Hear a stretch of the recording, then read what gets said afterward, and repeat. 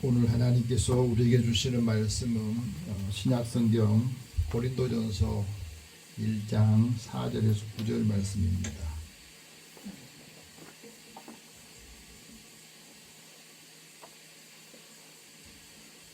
하나님께서 사도 바울을 통해서 우리에게 주신 말씀 함께 읽고 우리 모두가 주님의 음성으로 듣기를 원합니다. 같이 읽겠습니다.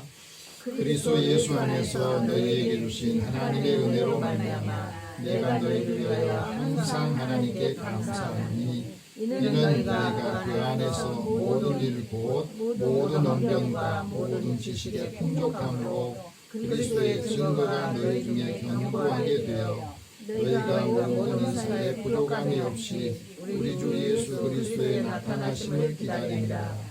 주께서 너희를 우리 주 예수 그리스도의 날에 책망할 것이 없는 자로 끝까지 견고하게 하시리라. 너희를 불러 그의 아들 예수 그리스도 우리 주와 더불어 교제하게 하시는 하나님은 믿으시도다. 아멘. 자, 기도하겠습니다. 사랑의 하나님, 한 주간 믿음 안에서 하나님의 말씀을 통해서 힘을 얻고 또 힘을 함께 나누고 좋은 교제를 통해서 한 사람 한 사람 사람을 얻기를 원합니다.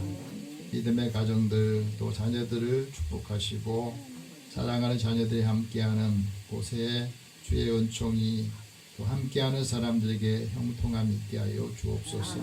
주의 말씀을 들을 때에 주의 음성으로 들리게 하시고 이 음성을 듣고 우리 삶에 실행하여서 하나님의 살아계심 또 하나님의 은혜를 전하게 하여 주옵소서. 아멘. 예수님의 이름으로 기도드립니다. 아멘. 우리 옆에 계시면 서로 인사 나눕시다. 하나님 당신을 사랑하십니다. 하나님 은혜가 함께하기를 원합니다. 신앙생활을 오래 할수록 사람과 관계가 더 좋아져야 되는데 오래 할수록 더 어렵다 하는 것을 느끼기도 하고요. 우리가 살아가면서 오늘날 그리스도인들의 교제가 위기에 처했구나 하는 것을 느끼게 됩니다. 그래서 내비게이터 선교회를 이끌고 간사로서 역할을 했던 제리 브리지트라고 하는 사람이 진정한 교제라고 하는 책을 썼습니다. 많은 형제들 제자 양육을 하고 말씀을 함께 나누면서 과연 진정한 교제가 뭔가 하는 것에 대해서 고민을 했어요. 그리고 이분도 오늘날 기독교인들이 신앙생활 하면서 교회가 큰 교제로 인하여서 위기를 맞고 있다 하는 걸 느꼈답니다. 이분이 6.25 때에 미국 해군 장교로 한국에 참전한 일이 있었어요. 한국과도 연관이 있는 분이에요. 그런데 그것에 머무르지 않고 많은 사람들에게 하나님의 말씀을 통해서 교제를 나누고 성경으로 진정한 교제의 의미를 회복하기를 원해서 이 글을 이제 쓴 겁니다. 진정한 교제라고 하는 것은 그리스도를 알고 교제를 해야 된다.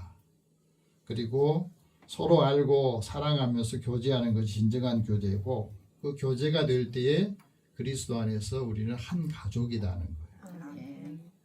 예수 믿는 사람들은 성이 다르지만은 예수 안에서 하나님의 가족이다. 그건 바로 우리는 그리스도의 보혈로 묶은 가족이라는 겁니다.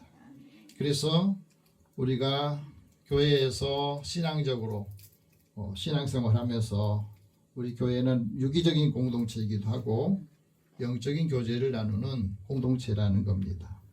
그래서 그리스도의 복음으로 참여하는 교제에 힘써야 되는데 그 복음으로 힘쓸 때에 물질이 필요한 사람에게는 물질을 주고 사랑이 필요한 사람은 사랑을 주고 또 기도로 도울 분은 이 기도로 돕는 역할을 해야 된다는 거예요.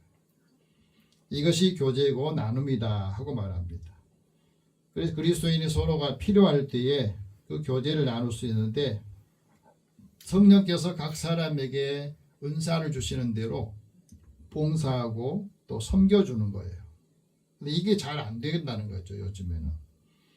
그래서 우리에게 필요한 것들을 서로 나눔이 있어야 되는데 나눔이 없다는 거예요. 나눔에서 중요한 건 시간의 나눔이 있어요. 내 시간을 빼주지 않으면서 사랑이 없다, 또 다른 사람이 나한테 안 해준다, 그럴 수도 없는 거고, 필요한 물질도 또 가진 재능도, 영적인 것도 육적인 것도 가진 재능도 서로 나눠주고, 또 서로에게 필요한 것들을 함께 고통도 나누고, 또 서로 간에 성도들을 위로하고 격려해주는 역할이 필요하다 그럽니다. 이 교제가 없는 분들은 자기가 원하는 것이 필요하지 않는 것들을 교제가 없다고, 기대하는 교제가 없다고 교회를 떠나는 사람도 많아요. 많은 사람들이 교회에 나와서 자기가 뭔가 받고 싶은데 그 받고 싶은 만큼 채워지지 못하면 이 교회는 교제가 없네, 사랑이 없네, 뭐 그렇거든요. 근데 본인은 아무것도 준 것이 없거든. 실제적으로요. 내가 다른 사람이 뭔가를 해주고 또 같이 나눠야 서로 간에 이 교제가 되는데, 나는 아무것도 안 주면서 받으려고 하다가 보니까 그 기대에 원치 않으면, 차지 않으면 이 교제가 없다, 사랑이 없다, 그렇게 하면서 떠나는 사람이 많다는 겁니다. 그래서 그리스도 안에서 복음의 은혜로 믿는 자가 되고 그리스도를 알게 되면 더 깊은 차원의 교제가 이루어진다, 사귐이 이루어진다, 그렇습니다. 예수님께서도 제자들에게 말하잖아요. 나의 안에 거하라, 예수 안에 거하라. 그리고 내가 너희를 사랑한 것처럼 너희도 서로 사랑해라. 서로 사랑하는 것을 보면 너희들이 예수의 제자라는 것을 사람들이 알게 될 것이다. 그 고백을 증거를 했어요. 진정한 교제라고 하는 것은 모두가 힘써야 할 일이기도 하고, 그리스도 안에서 더 깊이 사랑의 깊이를 체험할수록 더 깊이 나눌 수 있다고 하는 겁니다. 저는 사람들이 살아가면서 수많은 사람 만나잖아요. 수많은 사람들 교제를 나눠요. 그러니까 예수 믿지 않아도 많은 사람과 교제를 나누면서 나름의 정리했던 공자는 그 진정한 관계의 지혜를 이렇게 말했어요. 군자의 교제는 단박하다. 소인의 교제는 단막 같으나 늘 변한다. 단박하다는 말은 무슨 말이냐면 맛이 엷지만 꾸밈이 없다는 거예요. 이걸 다시 풀어보면 변치 않은 인간의 관계를 말해주고 있는데, 그건 바로 군자는 억지로 꾸미거나 과장하지 않는다는 겁니다. 아주 자연스러운 관계 속에서 겉으로 보기에는 화려하지 않고 겉으로 보기에는 열정적이지 않을 게 보이지만 그 안에는 깊이 신뢰하고 존중하는 마음이 있더라는 게 이 군자의 교제라는 겁니다. 그런데 군자들은 이익을 계산하지 않고 상대방을 진심으로 존중하고 신뢰하는 그 마음이 있다는 거예요. 그래서 그들의 교제는 마치 뿌리 깊은 나무처럼 시간이 지날수록 더 단단해진다는 거예요. 예수 믿지 않아도 이 진정한 교제에 대해서 이런 경험들을 하면서 정리를 한 겁니다. 그리고 서로의 성장을 돕고 또 있는 그대로 받아들이고 그러면서 그 교제를 오랫동안 하도록 하는 것이 군자의 교제다.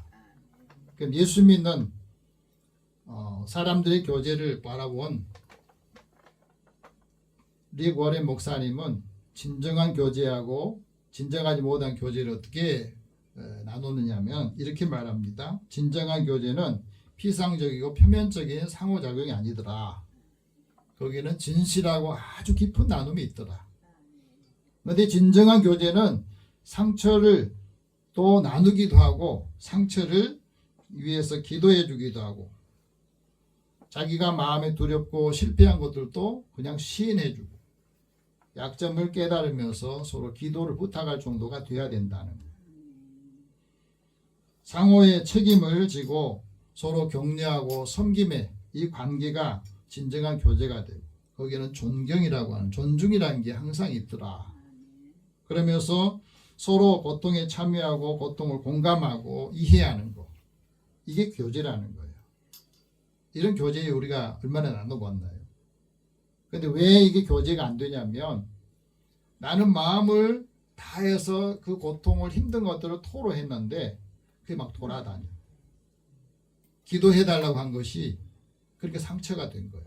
그게 마음을 닫는 거예요.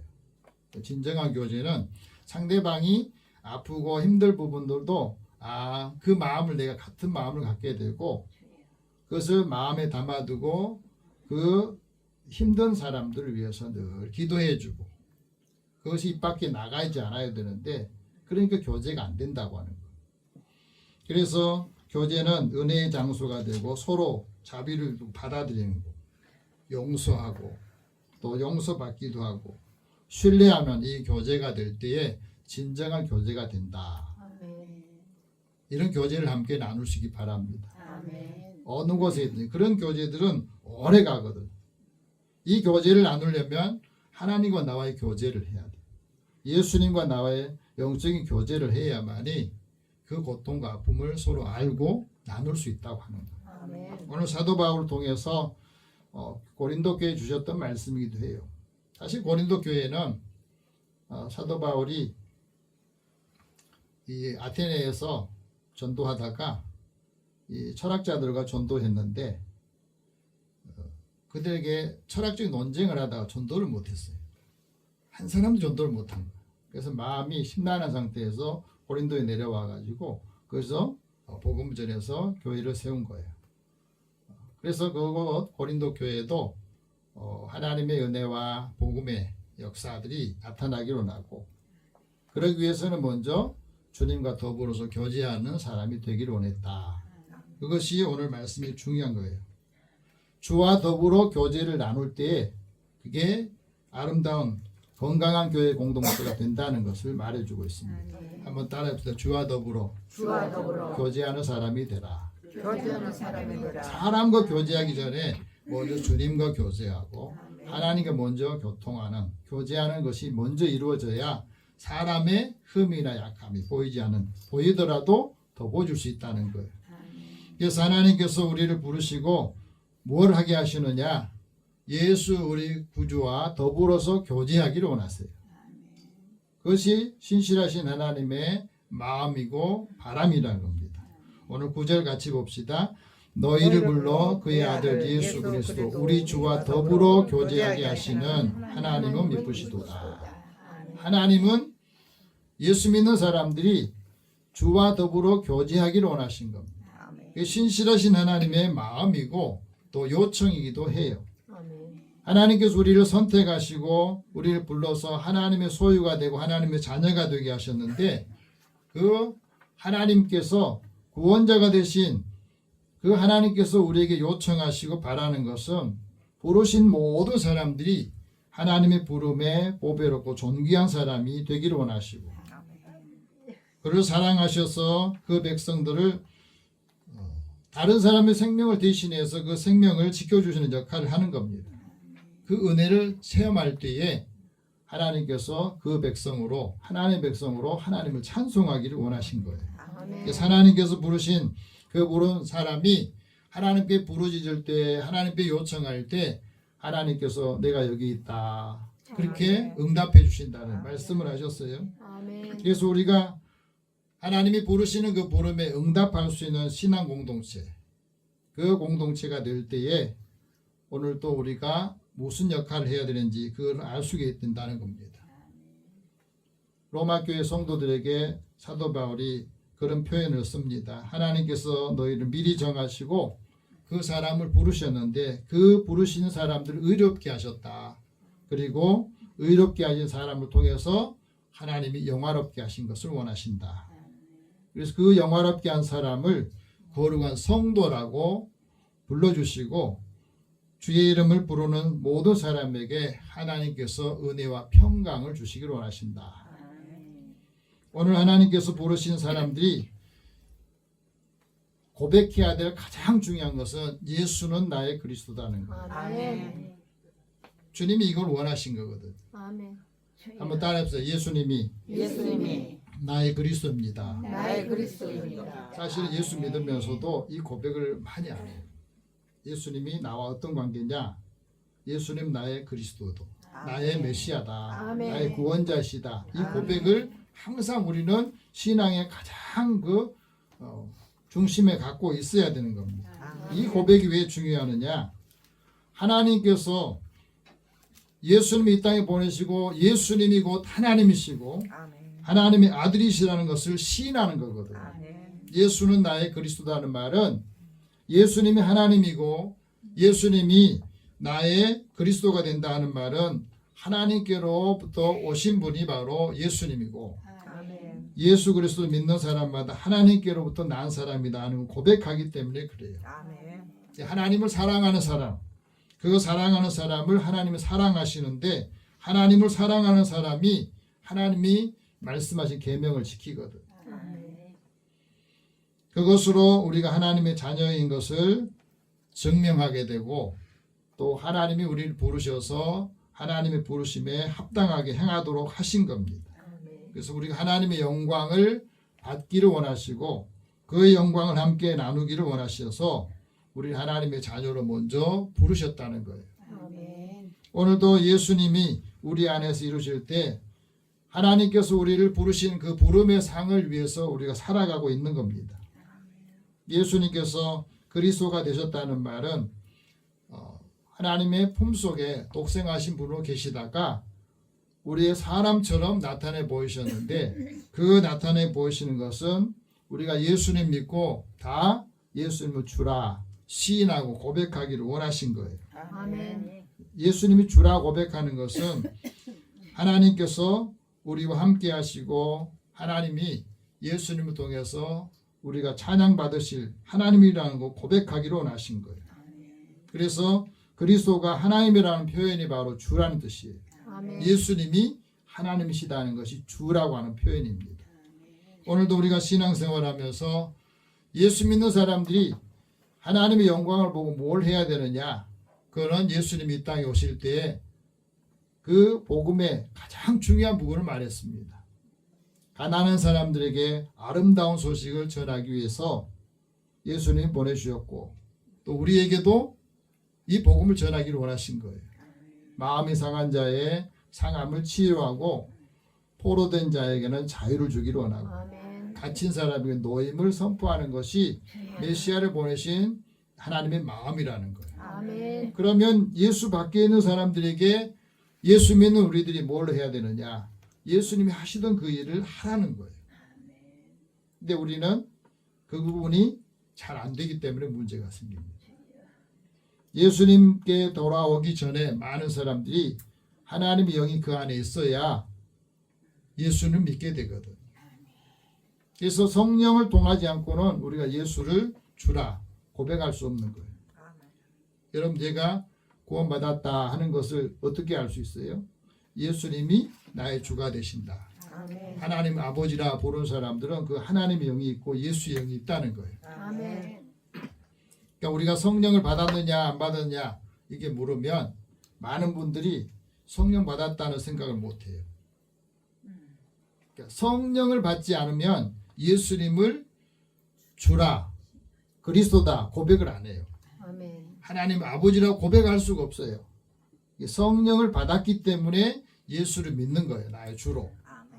그래서 진리의 성령을 통해서 우리가 하나님의 그 은혜와 영광을 얻게 됐다 하는 것을 우리가 고백한 게 이 신앙의 가장 중요한 겁니다. 그래서 성령을 받는 사람들이 그리스도와 함께 영원히 하나님과 동행하고 하나님께서 그에게 구원의 은총을 주시고 인쳐 주시고 보증하신 것을 말씀합니다. 세상 종교를 믿는 사람이 절대 예수님을 주라 고백하지 않습니다. 하나님 아버지라고 할 수가 없어요. 그래서 어떤 분이 그랬다 하잖아요.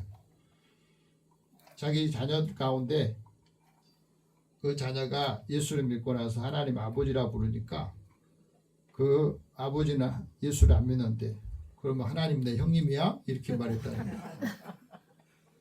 육신적인 생각이 아니라 하나님은 모든 사람의 아버지가 되셨다는 말은 그건 다 개체가 그 족보로 따진 게 아니라는 거죠. 개개인의 1대1의 관계라는 말이에요. 아멘. 우리 아버지도 하나님 아버지라고 부르고 나도 아버지라고 부르고 우리 손주들도 하나님 아버지라고 다 1대1의 관계라는 거지. 아들이 하나님 아버지니까 나는 그럼 하나님 형님이라고 이렇게 말할 수 없다는 거죠. 모르는 사람이 그렇다는 거예요. 자, 우리가 예수님을 나의 구조라 그리스도다 고백한다는 말은 우리가 하나님의 은혜로 예수님이 죽은 자의 부활을 통해서 모든 잠자는 사람의 첫 열매가 되셨듯이 우리에게 부활의 능력과 확신을 갖게 된다 하는 것을 말합니다.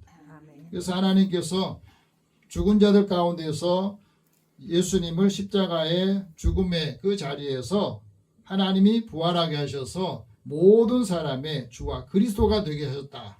이 고백을 했던 거죠. 아멘. 우리가 왜 주와 더불어서 교제를 해야 되느냐? 교제를 해야만이 하나님의 은혜를 더 깊이 체험하게 되기 때문에 그래요. 하나님의 은혜를 알아야 항상 하나님 앞에 감사하는 사람이 되는 거예요. 그래서 오늘 말씀 4절에 보면 그 말씀합니다. 같이 읽어봅시다. 그리스도 예수 안에서 너희에게 주신 하나님의 은혜로 말미암아 내가 너희를 위해서 항상 하나님께 감사하노니. 사도 바울이 고린도 교회 성도들을 생각할 때마다 항상 하나님 앞에 감사한다고 그랬어요. 왜 감사해요? 하나님의 은혜 안에 내가 복음을 전한 그 복음을 받고 예수를 믿게 됐다는 것이 감사한 거예요. 아멘. 사도 바울이 고린도 교회 성도들에게 복음을 전해줬지만 사실은 고린도 교회 성도들은 사도 바울에 대한 사도성을 인정하지 않을 때도 있었거든요. 그런 가운데서도 사도 바울은 항상 너희를 생각할 때마다 하나님께 감사한다. 아멘. 예수 믿지 않을 사람이 예수를 믿게 됐다는 것이 감사하고 아멘. 그 말씀을 통해서 하나님과 서로 화목하게 되고 그 하나님 안에서 즐거움을 얻을 수 있다고 하는 것이 감사하고 예수 안에서 생명이 왕노릇한 것을 생각할 때마다 감사했다는 거예요. 그래서 하나님의 은사가 예수 안에 있는 영생을 주신 것을 감사했다고 하는 거예요. 아멘. 예수 안에 살아갈 때 우리가 죄로부터 자유가 얻게 되고 생명의 법이 다스리고 성령의 법이 다스려서 우리의 모든 죄와 죄책감으로서 해방됐다는 사실이 감사했다고 하는 거예요. 아멘. 그래서 우리가 이 사랑을 알면 어떤 고난이나 시련이 있어도 우리를 하나님의 사랑에서 끊어질 수 없다. 아멘. 교회 다닌 사람은 어려움이 있거나 힘들거나 불편하면 사랑을 끊어요. 관계를 끊어버립니다. 그런데 하나님의 사랑을 아는 사람은 시련과 고통이 아무리 오더라도 하나님의 사랑, 예수의 사랑을 끊을 수 없어요. 그래서 순교하는 거잖아요. 내가 하나님을 사랑한다는 거, 하나님이 나를 사랑하시는 거 알게 되면 그 은혜를 체험한 사람들은 예수의 일꾼이 되고 이방인들을 위해서 복음을 전하는 제사장 직분을 감당한다는 거예요. 사도 바울이 그것을 체험했거든. 그래서 하나님의 복음의 제사장 직분을 위해서 내가 이방인들을 위해서 복음을 전하고 그 사람들이 예수를 믿고 성령 안에서 거룩하게 되기를 원한다. 아멘. 그래서 이 복음을 전했던 겁니다. 하나님의 은혜라고 하는 것과 감사는 같은 어원이거든요. 다시 말하면 이 하나님의 은혜를 헬라 말로는 카리스라고 그러고 감사는 유카리스트라고 말해요. 그러니까 카리스가 좋다는 뜻이에요. 다시 말해 은혜가 좋다고 은혜가 감사하다는 거 그것이 감사예요. 아멘. 그래서 하나님의 은혜 안에 있다고 하는 거 그 은혜를 깊이 체험할수록 감사가 넘쳐나는 겁니다. 그것은 바로 예수님이 십자가의 피로 우리를 구속해서 우리의 죄 사함을 주시고 죄책감에서 자유를 얻게 됐다. 죄책감의 자유가 얼마나 큰 은혜인지 모릅니다. 마음이 여러분 작은 것이라도 이 죄에 대한 그 책망을 계속 하게 되면 자유롭지를 못하거든요. 그런데 하나님께서 우리를 죄로부터 자유를 주시고 성령을 통해서 거룩하게 하셔서 이 구원의 은혜를 받게 된 걸 감사한다. 아멘. 그것이 그리스도인으로서 역할의 아름다운 신앙의 관계가 바로 항상 감사한다는 거예요. 그래서 감사의 지표가 믿음의 지표라는 겁니다. 항상 감사할 줄 아는 사람이 믿음이 좋은 사람이라. 광주에 그 서구에 보면 월광교회에 있는데 그 월광교회에서 갓플렉스라고 하는 토크 콘서트를 했답니다. 이곳에서 박위라는 분과 송지연이라는 부부가 있었는데 이분이 이제 많은 사람하고 이제 서로 대화를 나누는데 결혼 1년차 부부로서 결혼 생활이 정말 좋았다, 행복했다. 그건 바로 하나님이 우리에게 주시는 은혜와 믿음, 사랑, 비전을 나눌 수 있어서 좋은 관계가 됐다 하는 거예요. 그래서 이런 은혜의 자리에 있다는 것이 축복이다. 그 말을 하면서 이 남편이 결혼 후에 얼마 안 있어서 갑작스러운 사고를 당했대요. 그래서 이 전신마비가 온 거예요. 그래서 항상 휠체어를 타고 살아야 돼. 결혼하고 얼마 안 됐는데 갑자기 사고를 당해서 이제 하반신이 마비가 되니까 항상 휠체어를 타는데 그 휠체어 삶이지만 항상 하나님께서 나에게 기적을 주셨다. 그 고백을 해요. 왜 이 고백을 하느냐? 내 삶을 다른 사람하고 비교를 하면은 늘 부족함이 보이고 낙심이 되고 하는데 비교하지 않고 감사의 조건을 바라보면서 내 인생이 참 꿀이구나 하는 걸 느꼈답니다. 이런 모습을 아내가 보면서 남편의 태도를 볼 때마다 많이 배우게 된다고, 삶의 순간순간 배우고 늘 감사하게 된다고, 사랑을 표현하면서 감사하게 된다고 말했어요. 그러면서 이런 말합니다. 삶이 내리막길이라도 이미 하나님께 주신 그 삶을 감사의 조건을 바라보면 인생이 꿀이더라. 그래서 그 마음으로 한 걸음 한 걸음 내디딜 때에 믿음의 자세를 갖게 되더라.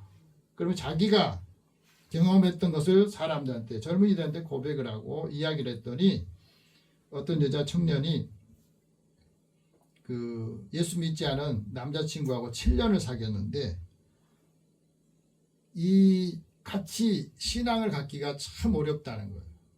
왜 그런가 했더니 이 남자친구가 교회를 생각하면 상처를 받아가지고 마음이 닫혀 있다는 거예요. 그래서 과거의 상처로 교회를 힘들어하고 교회에 나오는 것도 어려워해서 그런 경우를 어떻게 하면 좋겠느냐 질문한 겁니다. 그래서 그 질문에 이렇게 대답해 줍니다. 믿음을 함께 나누는 결혼이 기쁨이 큰 건데 믿음의 배경이 서로 다른 배우자하고 사는 것은 참 쉽지 않은 일이기도 하다. 하지만 하나님께서 나에게 주신 기회로 여기고 한 영혼을 사랑하는 마음으로 계속해서 기도할 때 그 마음을 움직여 주시는 것은 성령께서 하시는 거니까 억지로 하지 말고 내가 받은 사랑을 이렇게 다시 상처받았던 부분을 치료해 주는 역할을 할 때에 마음이 열리면 다시 믿음 안에서 한 가정을 이루게 될 거다. 그런 조언을 해줍니다. 우리가 누구를 대하든지 주님께 하듯이 하라 말씀하잖아요. 무엇을 하든지 주님께서 행하신 것처럼 우리도 하라 이렇게 하거든요. 그 관계가 다 열리게 된다는 겁니다.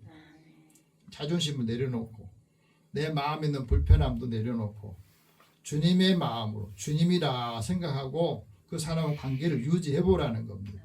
그러면 예수 안 믿는 사람도 주님의 사랑이 느껴질 때 그 사랑을 통해서 마음을 열게 된다 하고 말합니다. 감당할 힘을 주시고 내려놓을 용기도 주시더라는 거예요. 우리가 겪고 있는 고난이 시간이 지나면 그 삶의 자양분이 되고 고통받은 사람을 위해서도 그것이 돕는 힘이 되기도 해요. 우리가 살아가면서 실패한 사람이 다른 사람이 실패할 때 위로가 되기도 하잖아요. 어떤 분이 자녀를 잃고 고통스러워할 때 나는 하나를 잃었는데 어떤 분하고 대화를 하다 보니까 그분은 3명을 잃은 거예요. 그게 이야기를 했더니 거기서 사람의 마음이 바뀌더래요. 나는 하나를 잃기 막 힘들어하는데 저분이 자식 3명을 잃었을 때 얼마나 더 고통스러웠을까? 그 위로가 되더라는 거죠. 마찬가지입니다. 하나님께서는 언제든지 우리에게 다시 시작할 힘을 주시고 소망을 주신다는 것.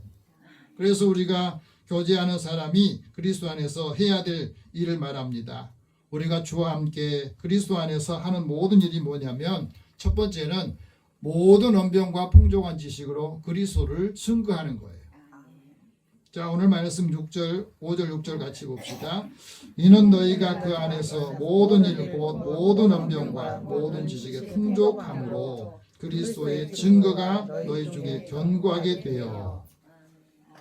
우리가 갖고 있는 모든 지식과 모든 언변, 이게 뭐냐면 이게 바로 하나님 주시는 말씀, 예언과 각종 방언을 말하는데 우리가 말하는 이 말이 얼마나 사람들에게 영향을 주는가. 말 마음 전문가인 김윤아 선생이 이런 말을 합니다. 말의 시작이 그릇 마음이다. 그런데 그 말이 큰 사람은 마음이 넓고 그 마음을 깊게 사용할 줄 알더라. 마음을 꺼내야 말이 깊어진다 하고 말합니다. 그러면서 갈등 속에 있는 사람하고 관계를 살리려면 어떻게 해야 되느냐? 말에 존중하는 거, 소통하는 능력이 있어야 된다.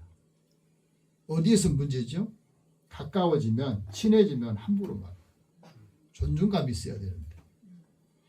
그래서 말 그릇에 리더의 영향력이 나온다. 말의 크기가 그 사람의 영향력이 크기다. 그런 말이었어요. 말의 크기가 그 사람의 영향력 크기다는 말이에요. 그래서 근데 성경에는 잠언에는 이런 말합니다. 선한 말이 사람의 마음을 즐겁게 한다. 아멘. 마음을 즐겁게 하는 것은 그 말이 선해야 된다는 거예요. 아멘. 생명을 살리는 선한 말로 그리스도를 증거하고 모든 말로 그리스도를 증거하는 삶을 살라고 말하는 거예요. 그래서 우리가 모든 지식은 영적인 통찰력을 말하는데 하나님 나라와 구원을 진리에 대한 그 신비를 이해하는 능력을 말합니다. 그래서 하나님과 바른 신앙에 대한 지식을 우리가 증거하고 하나님께서 우리에게 말합니다. 지식의 하나님은 우리의 행동을 달아보신다. 저는 이 말씀을 읽을 때마다 이 말을 기억할 때마다 그래요. 하나님은 내 모든 행동을 저울로 달아보신다. 이걸 여러분 우리가 기억하고 있으면 참 좋을 것 같아요. 내가 하는 행동, 내가 하는 말에 저울에 올려놓으면 얼마만큼 나갈까 하는 생각을 해보거든요. 그게 하나님의 지혜가 사람의 마음에 들어갈 때 그 사람의 지식이 영혼을 즐겁게 하고 하나님을 아는 그리스도를 아는 지식으로 한 사람 한 사람을 구원하는 역할을 한다는 겁니다. 아멘. 두 번째는 모든 은사에 부족함이 없이 그리스도를 기다리라는 것. 중요한 것은 은사예요. 은사. 하나님이 나한테 주신 은사를 발견하기 굉장히 중요합니다. 이 은사는 하나님께서 각 사람의 각종 은사를 주시는데 그 은사를 우리에게 어떻게 활용하느냐 굉장히 중요해요. 7절 같이 봅시다. 너희가 모든 은사에 부족함이 없이 우리 주 예수 그리스도의 나타나심을 기다리라. 하나님이 나한테 주신 은사가 있는데 은사를 발견하지 못한 사람은 자기는 아무것도 없다고 생각하거든. 그런데 하나님은 각 사람에게 각종 좋은 은사를 하늘로부터 주시는데 이게 온전한 선물이라는 거예요. 이 선물을 우리가 받고 그걸 잘 활용하는 것이 우리에게 주신 은사를 함께 나눌 수가 있다 하고 말합니다. 은사를 받아야, 은사를 알아야 은사로 봉사하고 그리스도의 교회 몸을 또 통해서 교회를 세우고 사람을 세우는 역할을 한다는 거죠. 그래서 하나님께서 각 사람에게 주신 은사를 받은 대로 그 은혜를 맡은 그 힘으로 하는데 하나님이 주신 힘으로 봉사를 하라는 거예요. 자기 힘으로 하지 말고 하나님이 주신 은혜로 그 힘으로 봉사할 때 그 힘이 떨어지지 않는다 하고 말합니다. 세 번째는 그리스도의 날에 책망할 것이 없는 사람으로 살게 하는 겁니다. 8절 같이 봅시다. 주께서 너희를 우리 주 예수 그리스도의 날에 책망할 것이 없는 자로 끝까지 견고하게 하시리라. 주님 앞에 섰을 때 책망할 것이 없어야 된다. 책망할 것 없어야 담대함을 얻는다 하고 말하죠. 교회가 책망할 것이 없어야 되려면 어떻게 해야 되느냐면 처음 사랑을 회복해야 돼. 처음 예수 믿을 때, 처음 내가 직분을 받을 때 정 그 마음이 점점 사라져 버리면 책망을 받을 일이 생긴다는 거예요. 에베소 교회가 그랬잖아요. 다 잘했는데 처음 사랑을 잃어버렸다. 그래서 책망하시잖아요. 너는 다 잘했는데 첫사랑, 처음 사랑을 잃어버렸다는 거예요. 또 하나는 하나님의 낙원의 생명나무 열매를 맺게 하는데 처음 사랑을 가진 사람은 어려운 환경에서도 믿음이 흔들리지 않는다는 거예요. 처음 사랑을 잃어버리면 믿음이 흔들리거든. 그래서 믿음이 흔들리면 거짓 선지자나 육체의 욕망, 세속적인 욕망, 우상 숭배에 빠지게 돼요. 요즘 많은 그리스도인들이 하나님의 은혜로 살려고 하지 않고 다른 방법으로 살려고 하다 보니까 우상 숭배에 빠지기도 하고 음란에 빠지기도 하고 교회가 자신의 신앙이 흔들리는 일이 많아진다는 거예요.